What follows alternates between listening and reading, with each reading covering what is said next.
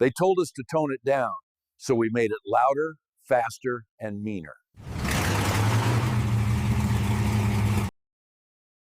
With engines so overpowered that even their creators got scared, these so-called street-legal machines were nothing short of lethal. Born in secret factory programs banned from tracks and feared on the streets, these are the 7 most dangerous factory-built muscle cars ever made. Number 7, 1964, Ford Fairlane Thunderbolt. In 1964, Ford created a machine that sounded like its name, Pure Thunder. The Fairlane Thunderbolt wasn't a regular car, it was a factory-built storm on wheels. From the outside, it looked simple, almost plain, but the moment it started, everything changed. Under the hood sat a massive 427 cubic inch V8, an engine built for one purpose, to destroy everything on the drag strip. This wasn't a car you could take on long drives or show off in town. It was built to launch like a missile, to go fast in a straight line, and to scare anyone standing nearby. The Thunderbolt made so much power that drivers said the rear tires felt like they were on fire when it took off. It could complete a quarter mile in about 10 seconds, a number that made it one of the fastest factory cars in the world at that time. Ford didn't care about comfort. They stripped out anything that added weight: no radio, no heater, no back seat, and even some windows made from thin plastic. Everything about the Thunderbolt screamed purpose. It wasn't built for fun. It was built to win. When Ford released it, people couldn't believe a company would sell something this extreme. Only 100 of them were made, and most went straight to professional racers. The car became an instant legend on the track, but Ford's own engineers warned this was not for normal drivers. It was too fast, too wild, and too dangerous for everyday roads. The Thunderbolt earned its name the hard way. When it launched, the sound felt like thunder rolling through your chest. It was loud, violent, and impossible to forget. It represented a time when car makers didn't play safe. They built machines that tested the limits of what was possible.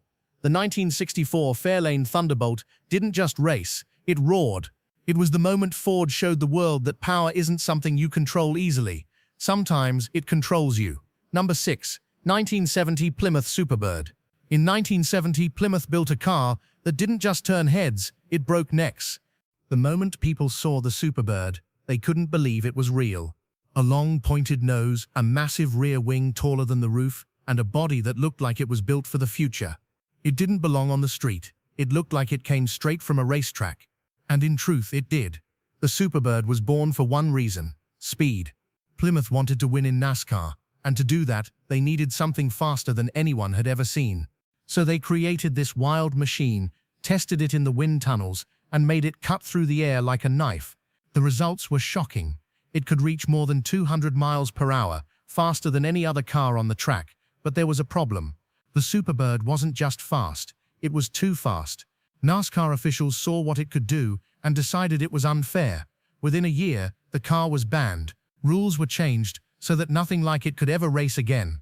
Plymouth had built something so good, the sport itself had to stop it. For the streets, the Superbird was just as crazy. Ordinary people couldn't handle its size or speed. Many buyers were scared off by the huge wing and strange looks. Some dealers even removed the wings just to sell the cars. But those who kept them knew they owned something special, a piece of forbidden history. The Superbird became a legend, not because of how it looked, but because of what it did. It showed the world what happens when engineers chase perfection and refuse to slow down. It was loud, bold, and unstoppable. The kind of car that could make grown men smile like kids again. Even today, when you see that tall wing in the distance, it feels like you're looking at a superhero.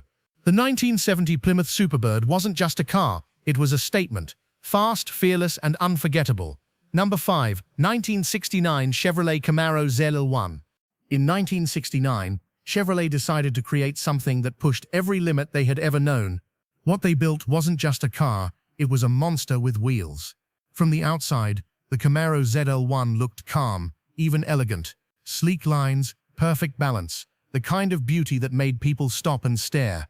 But beneath that calm surface was a secret so wild that even Chevrolet engineers were nervous about it.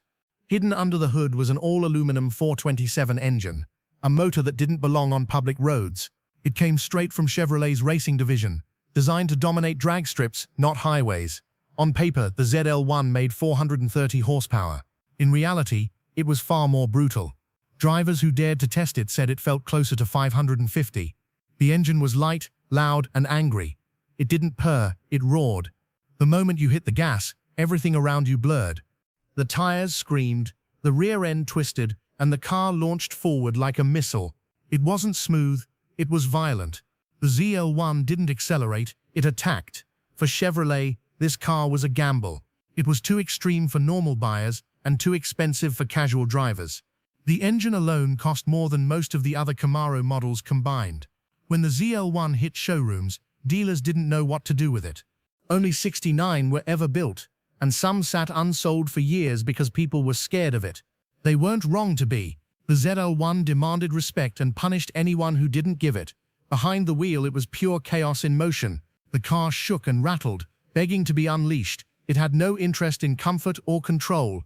It wanted open space, a long straight road, and a driver fearless enough to let it run free. Those who owned one said the car felt alive, unpredictable, wild, and full of attitude. It wasn't just a machine, it was a living thing made of steel and fire. Every run felt like a fight between man and machine. The driver's heart raced, hands gripped tight, adrenaline surged. The ZL1 didn't ask for trust, it demanded it. It was a car that could make your blood rush and your palms sweat, even before you turned the key, and once you did, there was no turning back. On the drag strip, the ZL1 became a legend. It was untouchable, clocking times that seemed impossible for a street-legal car. Racers feared lining up next to it. Every launch echoed through the crowd, a sound of raw, mechanical fury. Today, more than 50 years later, the 1969 Camaro ZL1 still stands as one of the boldest creations in Chevrolet's history. It wasn't built to be practical. It wasn't made to be safe. It was built to show the world what true power feels like, the kind that shakes your chest and leaves your hands trembling. When people see a ZL1 today, they don't just see a car, they see rebellion, courage, and madness, all forged into one. It's a symbol of a time when car makers weren't afraid to go too far. Because sometimes, greatness isn't about balance or safety. It's about daring to build something so wild, so fast, and so fearless that even its creators can't control it. The 1969 Chevrolet Camaro ZL1 wasn't just fast. It was freedom turned into sound and smoke, a legend born from the heart of chaos. Number 4. 1968 Dodge Hemi Dart. In 1968, Dodge decided to break every rule in the book.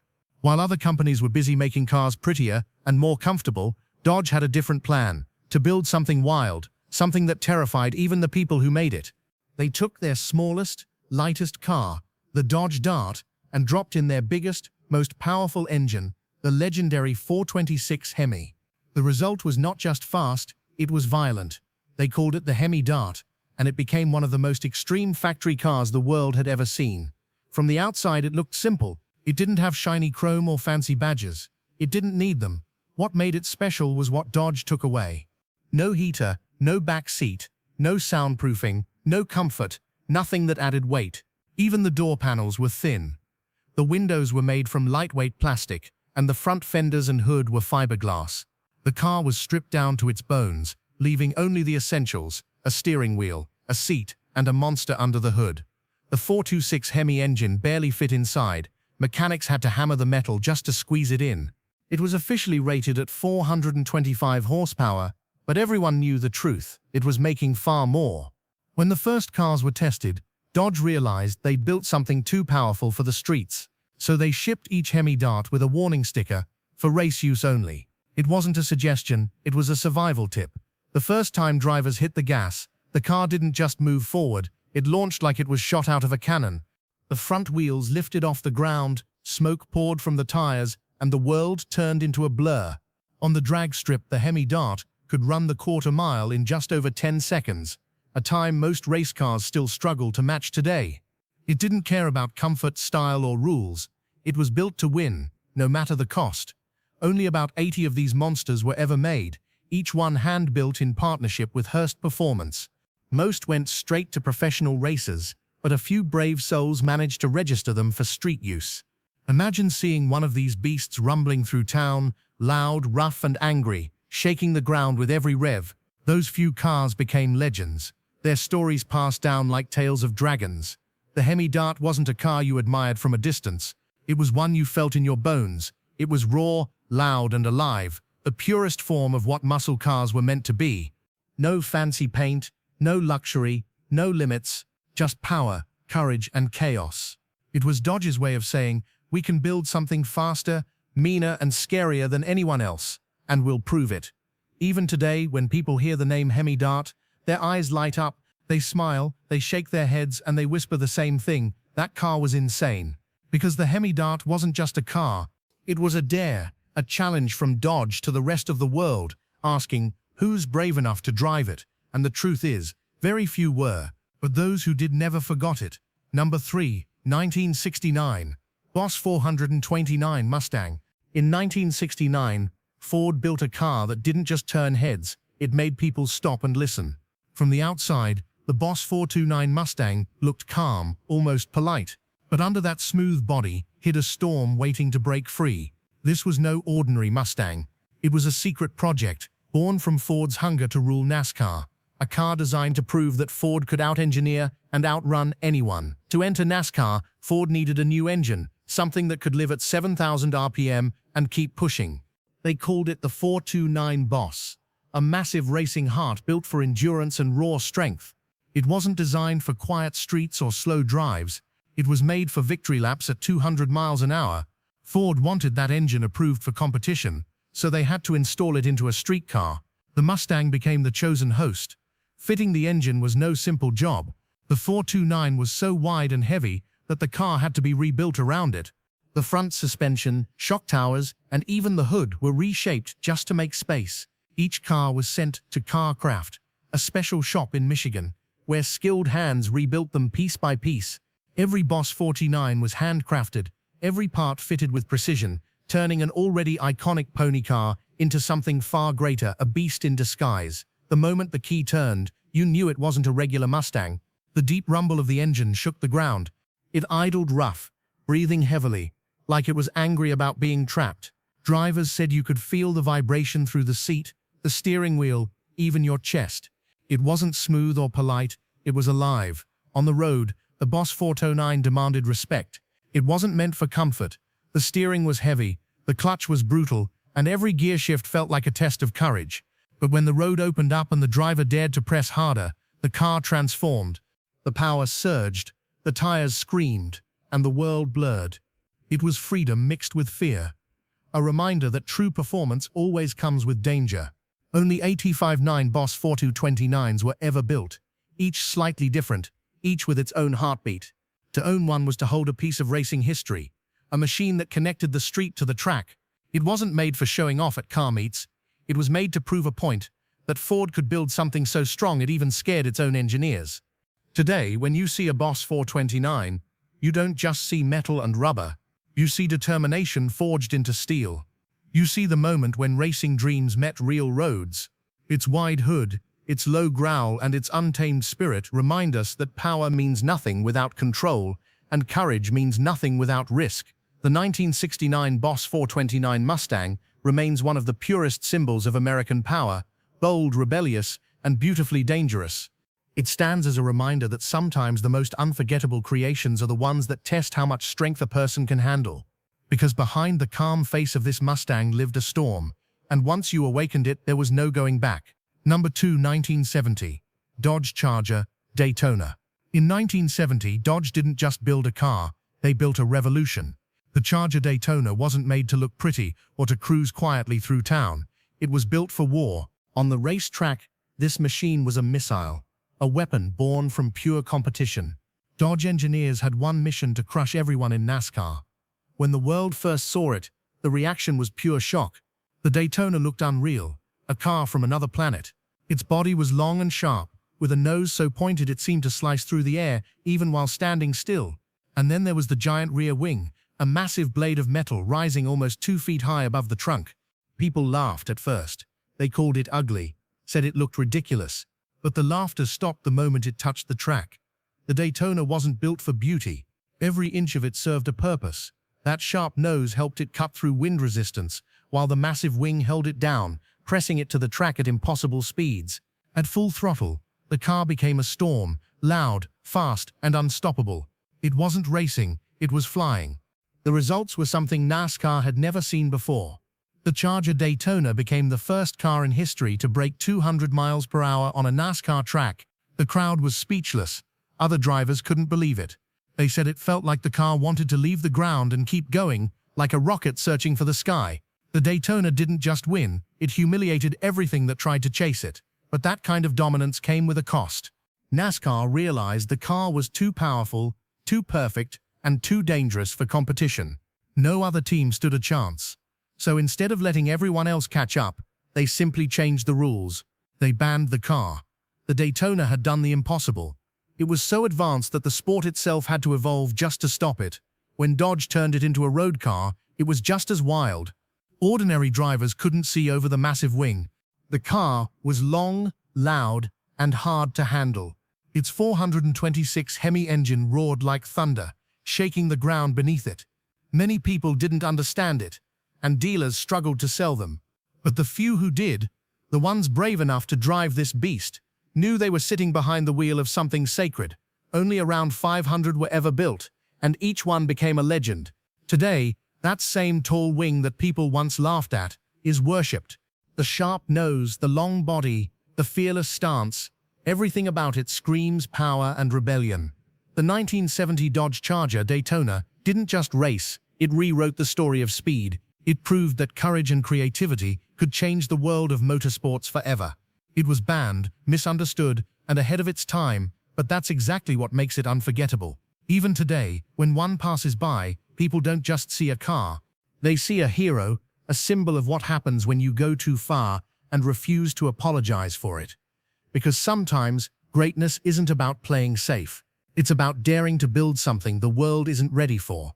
And that's exactly what Dodge did with the Charger Daytona, the car that flew too close to perfection and became eternal. Number 1. 1967 Shelby GT500 Super Snake. In 1967, one man decided to build a Mustang that broke every rule. His name was Carroll Shelby, and what he created wasn't just powerful, it was unbelievable. The car was called the GT500 Super Snake, and it became one of the most legendary machines in history. Shelby took a normal Mustang and replaced its heart with something far more dangerous, a 427 cubic inch race engine, the same one used in Ford's GT40 that won Le Mans. It was built for the track, not the street. With over 600 horsepower, it could reach speeds close to 170 miles per hour, faster than almost anything on the road at that time. When Shelby tested it, he drove it across hundreds of miles at full speed, and it didn't break. The tires melted, but the car survived. Everyone who saw it knew they were witnessing something unreal. The Super Snake wasn't just fast, it was fearless. It was so advanced and expensive that Ford decided not to produce more. In the end, only one true Super Snake was ever made. That one car became a legend. People talked about it like a myth, a car too powerful for the world to handle. Even today, collectors and fans call it the holy grail of Mustangs. When you see it, you don't just see metal and rubber, you see Shelby's dream to build a car that could outrun everything and everyone. The Super Snake was more than speed. It was about pushing limits, about daring to do what others said was impossible. It showed what happens when passion meets power and refuses to stop. Carroll Shelby once said, "I love horsepower and I love building fast cars." The GT500 Super Snake was that love turned into steel and thunder. It wasn't just the fastest Mustang ever built, it was the most fearless. And even now, decades later, that one car still whispers the same message. Some legends never die. These cars weren't just machines, they were proof that fear can't stop passion. Every roar, every burnout, every record they broke still echoes through time. If this journey through horsepower and history gave you chills, then you already understand what drives legends. So hit that like button, share it with someone who lives for speed, and subscribe to keep the engines alive. Because this is only the beginning. More forgotten beasts, more insane builds, and more stories that refuse to slow down are coming next. This is not just a channel, it's where legends come back to life,